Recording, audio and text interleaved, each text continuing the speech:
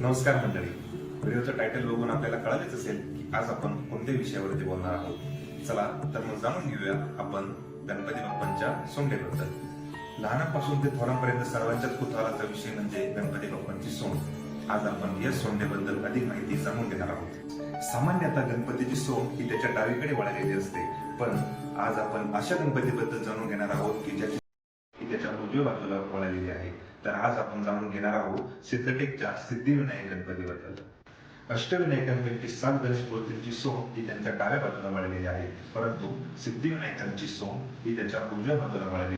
परंपरेने उजवी सोंड असलेल्या गणेशाला सिद्धिविनायक असे म्हणतात. त्याच्या डाव्या व उजव्या बाजूला रिद्धी आणि सिद्धी विराजमान आहे. असे मानले जाते की उजव्या सोंडेचा गणपती हा खूपच शक्तिशाली असतो, परंतु त्याला प्रसन्न करणे हे तेवढेच कठीण आहे. हा सिद्धिविनायक पापकर्मांचे फल त्वरित देतो, त्यामुळे त्याच्या उपासकांनी पापकर्मांपासून दूर राहावे अशी मान्यता आहे. तसेच असेही म्हणतात की सिद्धिविनायकाकडे फक्त मोक्ष मागावा, व्यावहारिक गोष्टींची मागणी सिद्धिविनायकाकडे करू नये. व्यावहारिक गोष्टींची मागणी ही डाव्या सोंडेच्या गणपतीकडे करावी. दैनंदिन व्यवहारामध्ये आपण डाव्या व उजव्या असा शब्द प्रयोग करतो. डाव्या गोष्टी या कमी दर्जाच्या तर उजव्या गोष्टी या उत्तम दर्जाच्या असतात. संसारिक गोष्टी म्हणजे डाव्या गोष्टी व मोक्ष म्हणजे उजव्या गोष्टी. त्यामुळे या सिद्धिविनायकाकडे कुठल्याही संसारिक गोष्टींचा मोह करू नये.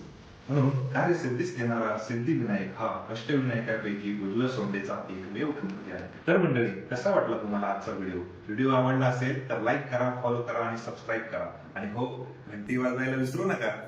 धन्यवाद.